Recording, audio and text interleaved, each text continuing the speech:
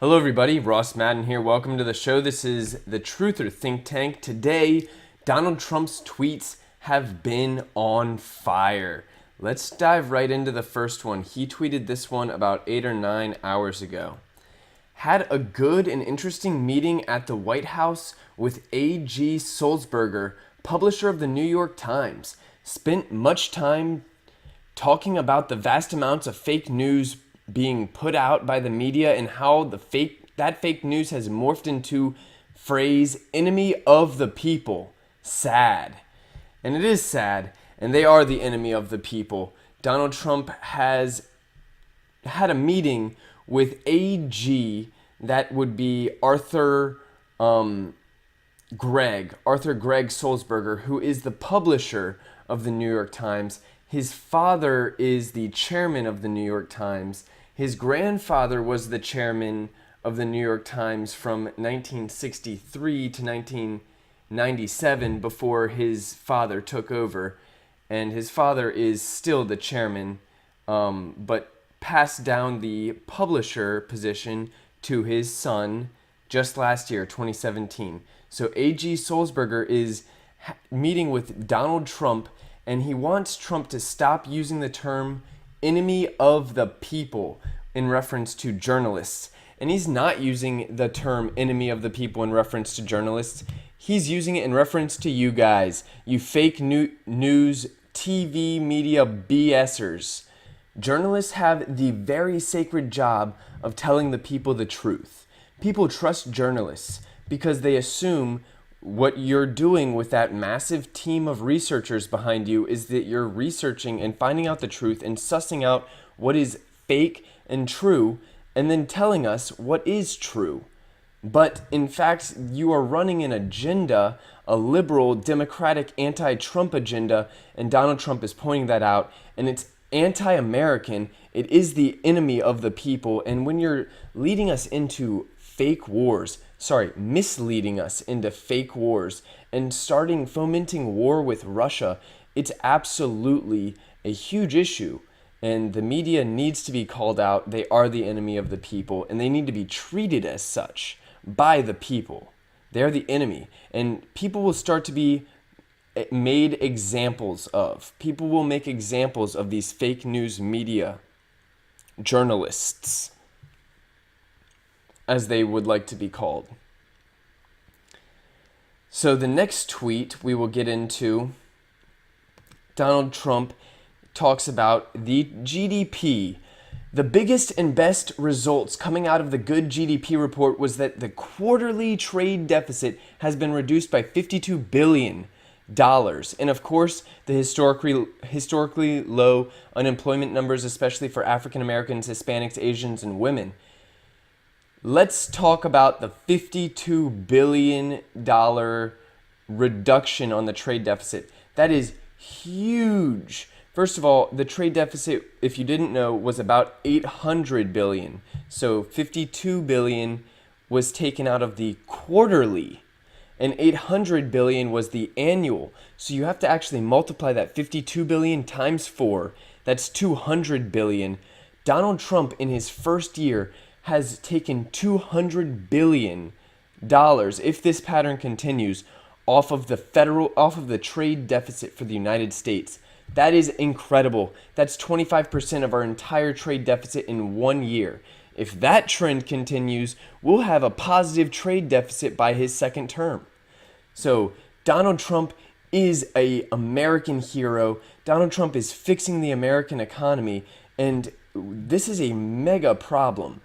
Our debt is way off the charts. We are going to have big problems financing that debt if interest rates rise. And we have borrowed way too much and spent way too much. There's really no reason for us to be able to hold this $800 billion trade deficit every single year. When a family spends more than they earn, they eventually have to stop spending.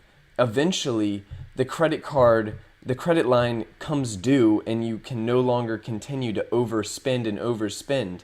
Well, Donald Trump is saying we got to cut the spending before we actually hit the end of our credit line, or we're going to have hell to pay. So thank you, Donald Trump, for saving the American economy. And I'm going to get right into the third Trump tweet. I would be willing to shut down government if the Democrats do not give us the votes for border security, which includes the wall. Must get rid of lottery, catch and release, etc., and finally go to a system of immigration based on merit. We need great people coming into our country. That is a fact. We cannot continue to let just anybody into our country. But I think the Democrats are not going to fund the wall. I don't know, they do not tend to buckle. They tend to double down.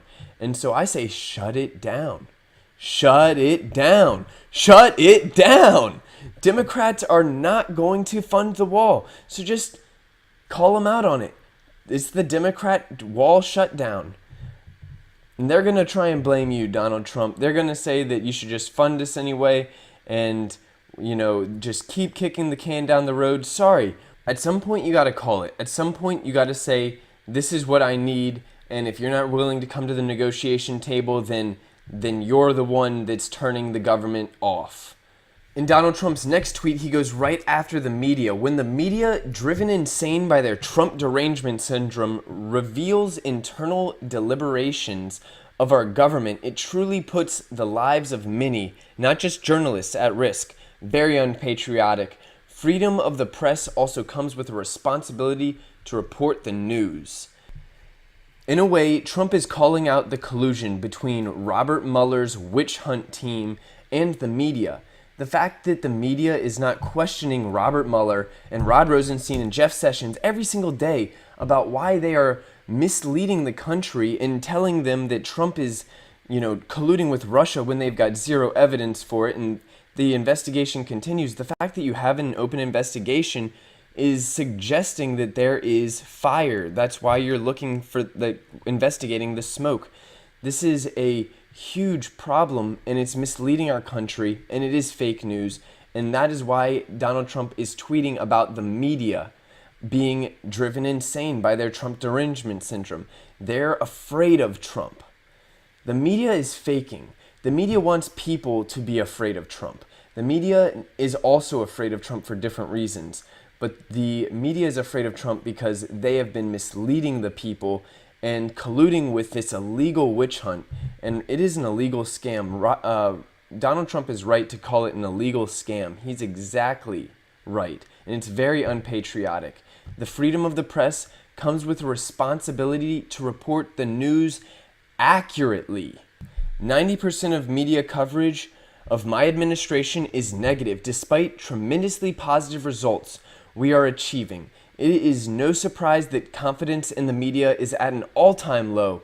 I will not allow our great country to be sold out by anti-Trump haters. In the dying newspaper industry, no matter how much they try to distract and cover it up, our country is making great progress under my leadership, and I will never stop fighting for the American people. As an example, the failing New York Times and the Amazon Washington Post do nothing but write bad stories, even on very positive achievements, and they will never change. This is very difficult to determine whether a news organization is reporting accurately. So Donald Trump doesn't attack their accuracy. He says, you're reporting 90% anti-Trump. This proves your bias. And when we are producing so much good results and you're just 90% anti-Trump, we know that you're biased. We know you've got an agenda. We know you're not telling the truth.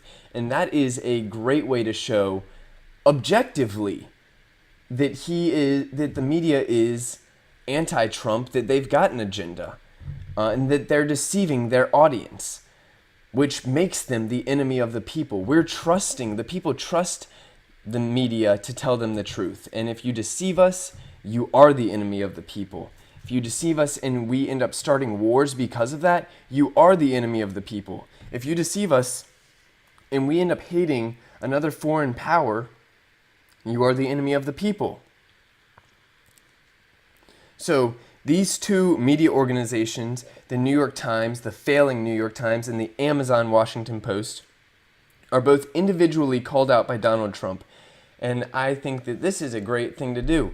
Individually call out one at a time the fake news media and let them fall apart. Watch their stocks tumble. And Donald Trump is going to probably get flack from the media about singling people out.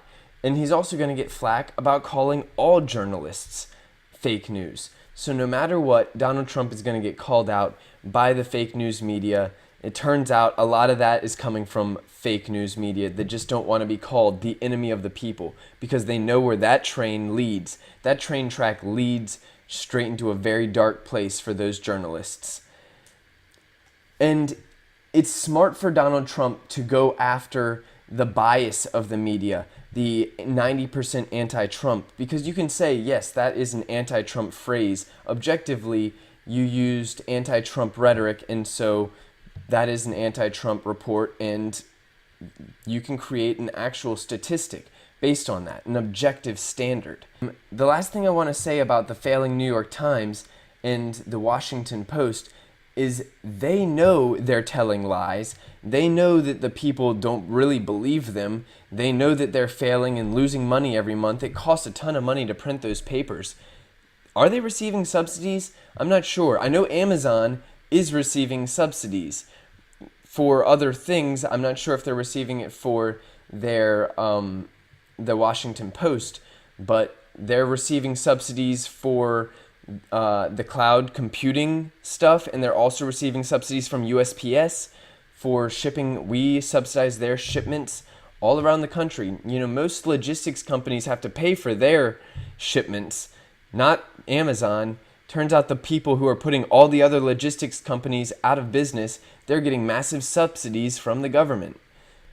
Donald Trump closes off the day with 3 great Trump tweets aimed right at Robert Mueller and his rigged witch hunt. There is no collusion. The Robert Mueller rigged witch hunt, headed by now 17, increased from 13, including an Obama White House lawyer, angry Democrats, was started by a fraudulent dossier paid for by crooked Hillary and the DNC. Therefore, the witch hunt is an illegal scam.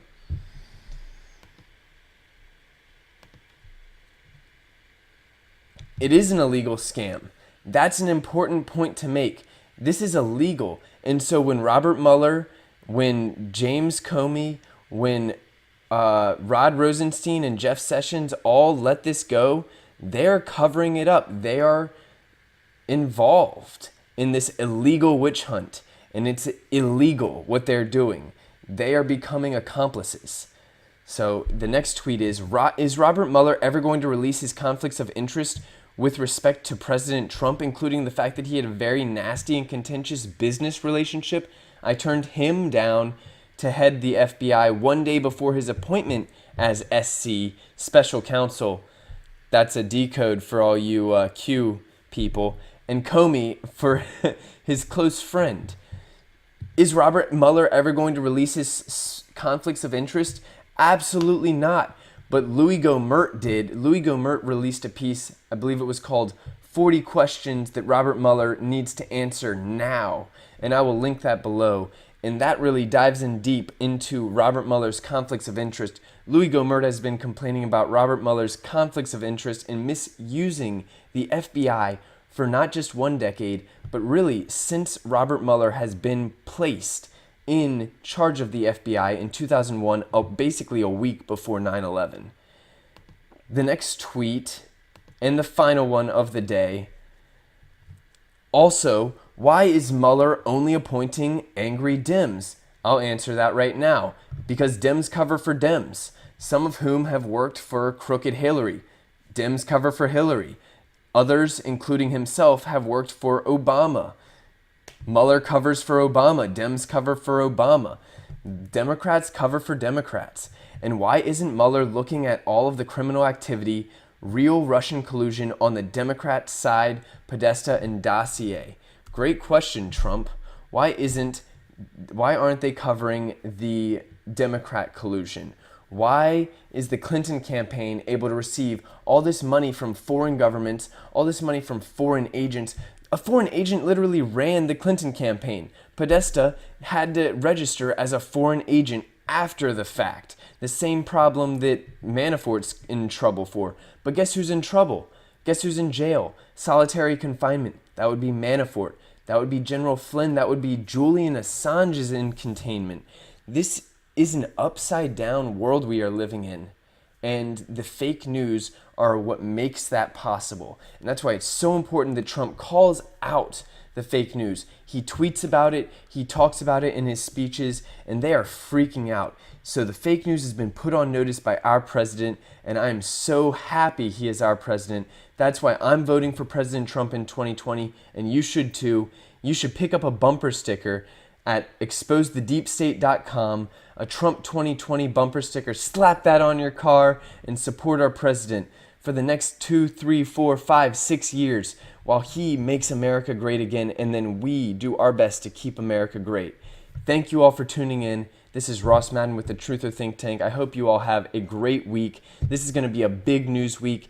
Last week was a huge news week, and I cannot wait to get into it this week. Thank you so much for tuning in. Have a great day, everybody.